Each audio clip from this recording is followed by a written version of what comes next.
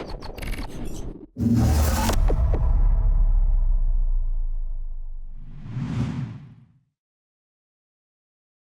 வந்து ஒரு முக்கியமான ஒரு வீடியோ பார்க்க போகிறோம். ரொம்ப நாள் என்னுடைய கிளாஸில் மட்டும் ஒர்க் ஷாப்புக்காரவங்களுக்கு மட்டும் இந்த ஒரு குறிப்பிட்ட கிளாஸ் நடந்துகிட்டே இருக்கும். அந்த கிளாஸே இன்றைக்கி வந்து ஒரு வீடியோவாக உங்களுக்கு நாங்கள் கொடுக்க போகிறோம் பிரிசுமாலேருந்து. பொதுவாக நான் வந்து எப்பயுமே தமிழில் வந்து ஸ்டேஜிங் அண்ட் பிளாக்கிங் பற்றி நிறைய பேசியிருக்கோம். எங்கள் வீடியோவில் நிறைய பேசியிருக்கோம். நான் கிளாஸ் எடுக்கிற இடங்கள்லையுமே கூட்டங்களையும் நாங்கள் நிறைய அடிக்கடி பேசுகிறது ஸ்டேஜிங் அண்ட் பிளாக்கிங் பற்றி. மிஸ்ஆன்சின்னு சொல்லுவாங்க இதை. இது என்னென்னா, நம்ம ஊரில் வந்து இந்த ஸ்டேஜிங்கும் பிளாக்கிங்கை பற்றியும் பெரிய அளவில் யாரும் வந்து ஒர்க் பண்ணிக்க மாட்டாங்க. இங்கே எப்பயுமே வந்து ஒரு ஷூட்டிங்னா என்னென்னா, ஒரு ஷார்ட்டை வந்து எப்படி ஷூட் பண்ணாங்க அப்படின்னாக்கா, அதில் டைலாக்ஸ் இருக்கும். தமிழ் படங்களில் டைலாக் இல்லாத ஷார்ட்ஸ் வந்து ரொம்ப ரொம்ப கம்மியாக இருக்கும். அதனால் அவங்க ஷூட்டிங்னால என்னென்னா 2 பேர் டைலாக் பேசுவாங்க, அந்த 2 பேரை கேப்சர் பண்ணால் போதுமானதுன்ற அளவுக்குலாம் இங்கே வந்து ஒரு ஃபில்ம் மேக்கிங் ப்ராசஸ் வந்து நடக்கும்.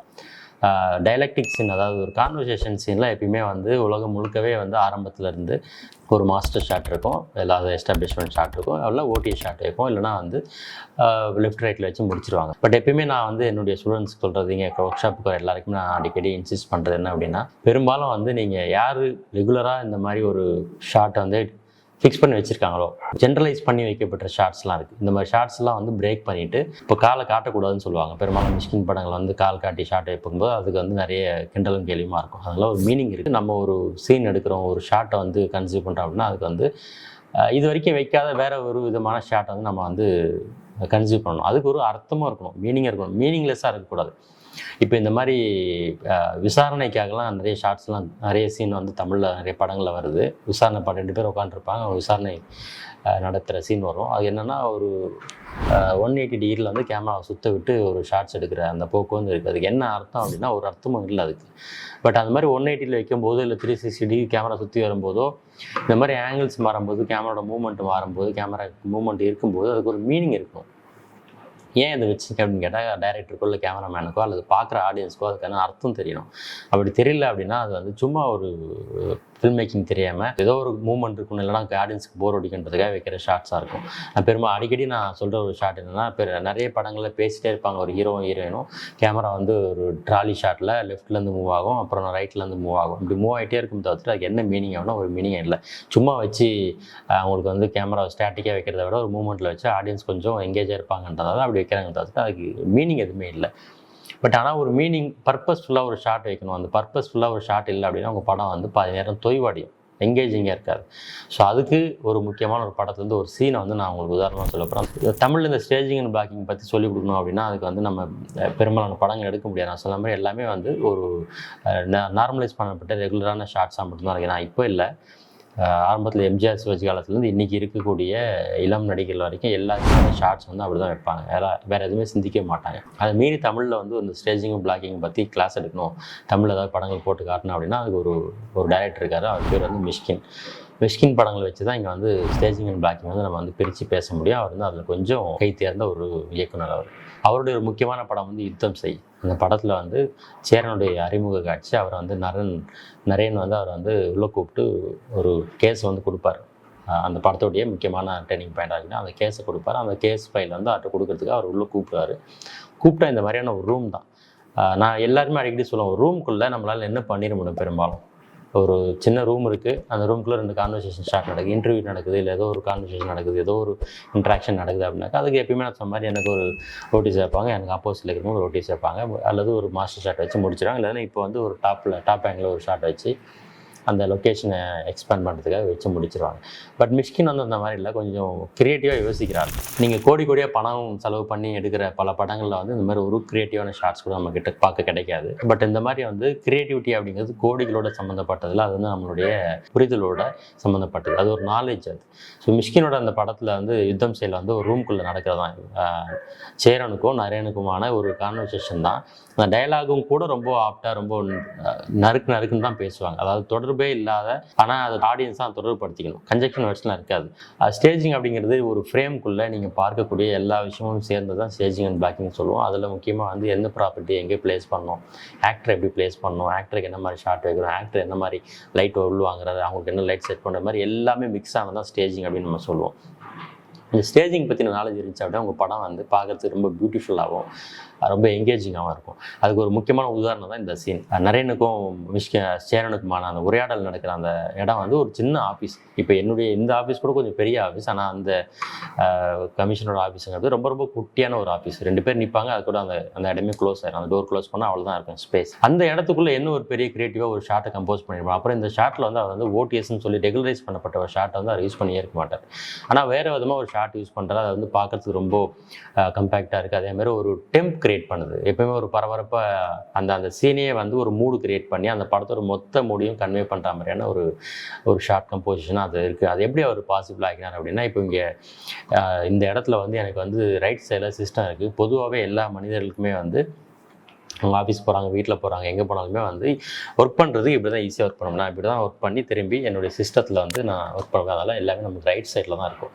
நம்ம வந்து புக்ஸோ இல்லை ஃபைல்ஸோ இல்லை இந்த மாதிரி ஏதாவது ஷீல்டோ இல்லை வேறு ஏதாவது விஷயங்களோ தான் நமக்கு லெஃப்ட் சைடில் இருக்கும். ஆனால் மிஷ்கின் அந்த படத்தில் நீங்கள் மறுபடியும் அந்த குறிப்பிட்ட காட்சியை பார்த்தீங்க அப்படின்னா அந்த மானிட்டரை தூக்கி லெஃப்ட் சைடில் வச்சுருப்பார். ஸோ இங்கே இருக்கும் சிஸ்டம். இப்போ நீங்கள் அந்த ரூமுக்குள்ளே நடக்கிற அந்த காட்சியை பார்த்தீங்கன்னா தெரியும். அவர் என்ன பண்ணியிருப்பார் அப்படின்னாக்கா, சேரன் நின்று பேசுவார், நிறைய இப்படி உட்காந்துருப்பார். இவங்க 2 பேருக்கும் இடையில ஒரு பிளாக் ஒன்று யூஸ் பண்ணி இந்த சிஸ்டத்தை வந்து கிராஸ் ஓவராக யூஸ் பண்ணி அவர் வந்து ஒரு ஷார்ட் கம்போசிஷன் பண்ணியிருப்பார். இது ஓடிஎஸில் வரவே வராது. ஸோ இந்த மாதிரி வந்து ரெகுலராக ஒரு கான்வர்சேஷன் ஷாட் நடக்குது அப்படின்னா அதுக்கு இதை தான் வைப்பாங்க அப்படின்ற எல்லா அந்த ரூல்ஸையும் உடைச்சி ஒரு சிஸ்டத்தை நீங்கள் எங்கே இப்போ இதுதான் நான் சொன்ன ஸ்டேஜிங் அப்படிங்கிறது. இது எப்பவுமே ரைட்டில் தான் இருக்கணும். யாரும் அதை வந்து மாற்றி திங்க் பண்ண போகிறதே இல்லை. அப்புறம் அது ஆடியன்ஸ்க்கு ஒரு உறுத்தலாகவும் தெரியக்கூடாது. இப்போ நான் இங்கே மாற்றி வச்சதுக்கப்புறமா உங்களுக்கு உறுத்தலாக தெரியலாம் போது அந்த படத்தில் அந்த குறிப்பிட்ட காட்சி நீங்கள் பார்க்கும்போது என்ன மானிட்டரை தூக்கி லெஃப்ட் சைடில் வச்சுருக்காங்க, லைட்டை தூக்கி ரைட் சைடில் வச்சுருக்காங்கன்ற மாதிரி எந்த எண்ணமுமே உங்களுக்கு வராது. ஏன்னா அந்த காட்சியோட டெம்ப் வந்து உங்களை வந்து அந்த டைலாகும் அது பெண்ணில் இருக்கக்கூடிய அந்த ஆர்டிஸ்டோட ஆக்ஷன்ஸும் உங்களை வந்து இதை யோசிக்கவே விடாது. இது யோசிக்க விடாமல் செய்கிறது தான் ஸ்டேஜிங்கோடைய முக்கியமான பணி. ஒருவேளை நீங்கள் வந்து என்ன இதை தூக்கி ரைட்டில் வச்சுருக்காங்க லெஃப்ட்டில் வச்சுருக்காங்கன்னு யோசிச்சிங்க அப்படின்னா இந்த சீன் வந்து ஃபெயிலியர் ஆயிரும். ஸோ இந்த மாதிரி ஒரு ஸ்டேஜிங் பண்ணணும் அப்படின்னா இது மாதிரி அந்த படத்தில் எக்கச்சக்கமான விஷயங்கள் வந்து குவிஞ்சு கிடக்கு. இது ஒரு சின்ன உதாரணமாக அந்த சீன் சொல்கிறேன். நீங்கள் வந்து ஒரு ரூம்குள்ளே ஒரு கதை எழுதுறீங்க, ஒரு சீன் கன்சீவ் பண்ணுறீங்க, ஒரு ஷார்ட் கன்சீவ் பண்ணுறீங்க அப்படின்னாக்கா இந்த ஒரு குறிப்பிட்ட காட்சியை அந்த யுத்தம் செய்ய படத்தில் இந்த ஒரு குறிப்பிட்ட காட்சியை மனசில் வச்சுக்கிட்டேன் அப்படின்னா எப்படி ஸ்டேஜிங் பண்ணுறது அப்படிங்கிறத நீங்கள் வந்து புரிஞ்சுக்கலாம். அப்புறம் ரெகுலராக எல்லாரும் யூஸ் பண்ணுற ஒரு ஷார்ட் கம்போசிஷன் நீங்கள் யூஸ் பண்ணவே பண்ணாதீங்க. அது போரிங்காக இருக்கும். ஒரு ஷார்ட் கம்போசிஷன்லேயே ரொம்ப வித்தியாசமாக ரொம்ப புதுசாக நம்ம ஏதாவது கொண்டு வந்தோம் அப்படின்னா அதுதான் வந்து பார்க்குற ஆடியன்ஸ்க்கு கொஞ்சம் என்கேஜ்மெண்ட்டை க்ரியேட் பண்ணணும். இதுக்குள்ள நான் சொல்லவே அந்த சரக்குன்னு போகக்கூடிய அந்த ஷாட் வந்து ரொம்ப கம்மியாக தான் இருக்கும். ஒரு 3-4 செகண்ட் தான் எடுத்துருப்பாரு. ஆனால் அது கிரியேட் பண்ணுற அந்த டெம்போ தான் அந்த ஒட்டுமொத்த ரூம் சீனையுமே நமக்கு வந்து அந்த படத்தோட மூட்லேயே நம்ம கொண்டு போய் நமக்கு கிடைக்கிறதுக்கு பாசிபிள் கிரியேட் பண்ணியிருக்கு. ஸோ நீங்கள் ஒரு ரூமுக்குள்ளே ஒரு ஷார்ட் கம்போஸ் பண்ணியிருக்கீங்க, இல்லை ஒரு சீனை கம்போஸ் பண்ணிங்க அப்படின்னா இது வரைக்கும் இந்த மாதிரி யோசிச்சிருக்கீங்களா முதல்ல வந்து சொல்லுங்கள். இனிமேல் நீங்கள் யோசிக்கும் போது இந்த மாதிரி கொஞ்சம் வித்தியாசமாக ஷார்ட் கம்போசிஷன் யோசிங்க. ஏன்னா ஒரு ஆடியன்ஸ் வந்து ஒரு கிளவர்னஸை பார்க்க விரும்புகிறாங்க. ஒரு புதுமையான சில விஷயங்கள் பார்க்குறாங்க. அதுக்கு தான் அவங்க வந்து பணம் கொடுக்குறாங்க. அதுக்கு தான் அவங்க டைம் வந்து ஸ்பெண்ட் பண்ணுறாங்க. அவங்க நேரம் வந்து ரொம்ப பொண்ணானது. யாரும் இன்றைக்கி வந்து சும்மா இல்லை, எல்லாருக்கும் பல்வேறு வேலைகள் இருக்குது, காலத்தில் ஓடிக்கிட்டே இருக்காங்க. அப்படிப்பட்டவங்க வந்து ஒரு இடத்துல நின்று உங்களுக்கு ஒரு டைம் ஸ்பெண்ட் பண்ணி நீ ஒரு கதை சொல்கிற, அந்த கதையை நான் கேட்குறேன், என் காதை கொடுக்குறேன், நீ கதையை சொல்லு அப்படின்னு உங்கள்கிட்ட கதையை கேட்கணும் அப்படின்னா நீங்கள் நிறைய கிளவராக இருக்கணும். நீங்கள் நிறைய புதுசாக யோசிக்கணும், நீங்கள் நிறைய புதுசாக யூஸ் பண்ணணும். இருக்கிற அதே ஷார்ட்ஸு, அதே சீன்ஸு, அதே மாதிரியான காட்சி அமைப்புகள், அதே மாதிரி இசை, அதே மாதிரி த்ரில், அதே மாதிரி சஸ்பென்ஸ் மட்டும் வச்சுருந்தீங்க அப்படின்னா அதை வந்து யாரும் பார்க்க இன்ட்ரெஸ்டாக இல்லை. ஏன்னா அவங்க வந்து அதெல்லாம் நிறைய பார்த்து முடிச்சிட்டாங்க. ஒரு சின்ன விஷயம், ஒரு ஷார்ட் கம்போசிஷனில் ஒரு சிஸ்டத்தை பிளேஸ்மெண்ட் மாற்ற முடியுது. ஒரு ப்ராப்பர்ட்டி, இது ஒரு ப்ராப்பர்ட்டி தான். இதை ஒரு பிளேஸ்மெண்ட் மாற்றி ஒரு ஸ்டேஜிங் பண்ணி அதை வந்து ஆடியன்ஸ்க்கு ரொம்ப கிரிப்பாகவும் எங்கேஜாகவும் கொடுக்க முடியுது அப்படின்னா அதுதான் வந்து ஃபில்ம் மேக்கிங். அவர் தான் ஃபில்ம் மேக்கர். ஒன்றுமே நான் வந்து எப்பவுமே சொல்கிறது, நீங்கள் ஒரு ஃபில்ம் மேக்கராக மாறணும் அப்படின்னா நிறைய விஷயங்களை எடுத்து போல செய்தல் அப்படின்னு நமக்கு எப்பயுமே இருக்குது. சின்ன பிள்ளைகள் நம்ம வந்து ஸ்கூலில் வந்து எழுதணும் அப்படின்னா நமக்கு போட்டு நம்ம கையை அது மேலே வச்சு போட்டு காட்டுவாங்க. இதுதான் போல செய்தல் அப்படிங்கிறது. நீங்கள் ஒரு நல்ல சினிமா எடுக்கணும் அப்படின்னு நினைக்கிறீங்க, நிறைய ஷார்ட்ஸ் கம்போசிஷன் கற்றுக்கணும்னு நினைக்கிறீங்க, அதெல்லாம் செஞ்சு பார்க்கணும் அப்படின்னா இந்த மாதிரி போல செஞ்சு பார்க்கலாம். இது இந்த ஒரு ரூமுக்குள்ளே இப்போ அங்கே ஆப்போசிட்டில் சேர நிற்கிற மாதிரி இங்கே நிறைய நிற்கிற மாதிரி நீங்கள் 2 நண்பர்களை வச்சுக்கிட்டு ஒரு ஷார்ட் கம்போசிஷன் பண்ணி பார்த்தீங்க அப்படின்னா இது ஒரு போல செய்கிறது தான்.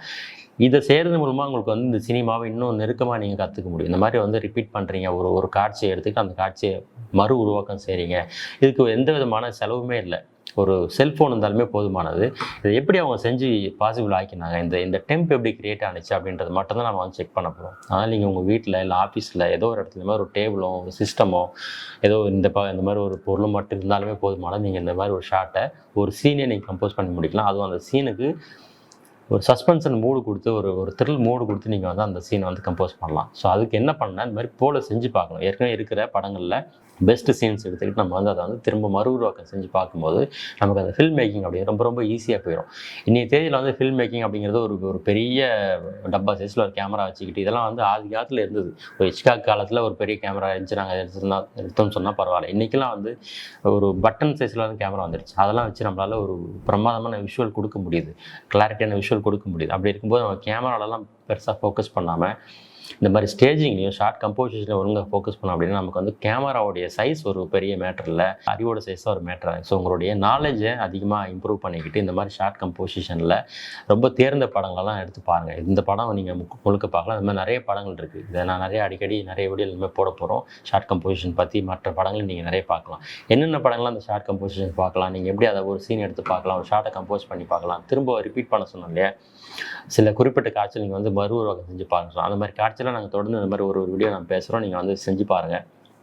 இதுக்கு செலவும் இல்லை, ஒரு பெரிய அளவில் லட்சக்கணக்கில் செலவு பண்ண வேண்டிய அவசியம் இல்லை. அதே நேரத்தில் நீங்கள் வந்து ஒரு செட்டு போட வேண்டிய அவசியம் இல்லை. எதுவுமே இல்லாமல் ஒரு பர்ஃபெக்டாக சினிமேட்டிக் விஷுவல் உங்களால் கிரியேட் பண்ண முடியும் அப்படின்றதுக்கு இந்த ஒரு விஷுவல், இந்த ஒரு சீன் உதாரணம். நீங்கள் இந்த ஒரு சீனை வந்து 10-20 முறை போட்டு பாருங்கள், திரும்ப உருவாக்கம் செஞ்சு பாருங்கள். சினிமாங்கிறது ஒன்றுமே இல்லை, ஒரு குட்டி ஆர்ட். அது ஒரு மாபெரும் கலை. ஆனால் அதை நம்ம வந்து எப்படின்னா நம்ம வீட்டில் நம்ம குழந்தைகளை ஹேண்டில் பண்ணுற மாதிரி சினிமா நீங்கள் ஹேண்டில் பண்ணலாம். எப்போ அப்படின்னா நீங்கள் ஒரு எக்ஸ்ட்ரீம் நாலேஜபிள் பர்சனாக இருக்கீங்க, எக்ஸ்ட்ரீம் சினிமா பற்றின ஒரு அறிவு உங்கள்கிட்ட இருக்குது அப்படின்னா நீங்கள் வந்து சினிமாவை ஒரு குழந்தைய எவ்வளோ ஹேண்டில் பண்ண முடியும். பட் அப்படியே அதை பார்த்து பயப்பட வேண்டிய ஒரு பெரிய அவசியம் இல்லை. ஒரு சின்ன ஷார்ட் கம்போசிஷன் உங்களுக்கு வந்து ஒரு பெரிய கான்ஃபிடென்ட்டை கொடுத்துரும். இந்த ஷார்ட் கம்போசிஷன் உங்கள் வீட்டில் செஞ்சு பாருங்கள். செஞ்சு பார்க்குறவங்களாம் முடிஞ்சால் எங்கள் கமெண்ட்டில் சொல்லுங்கள், இல்லை எங்கள் இன்ஸ்டாக்கு வந்து அந்த வீடியோ எடுத்து டேக் பண்ணுங்கள். இந்த மாதிரி நம்ம நிறைய அசைன்மெண்ட் பண்ணும்போது வீட்டில் நீங்கள் அதை ஒர்க் பண்ணி பார்க்கும்போது உங்களுடைய சினிமா நாலேஜும் இன்க்ரீஸ் ஆகும், உங்களுக்கு அந்த கம்போஸ் பண்ணுற கெப்பாசிட்டியும் இன்க்ரீஸ் ஆகும். இது மாதிரி வேறு ஒரு வீடியோவில் நம்ம இன்னும் சினிமா எப்படி எளிமையாக கற்றுக்கலாம் அப்படின்றத நம்ம அடுத்தடுத்த வீடியோவில் பார்க்கலாம்.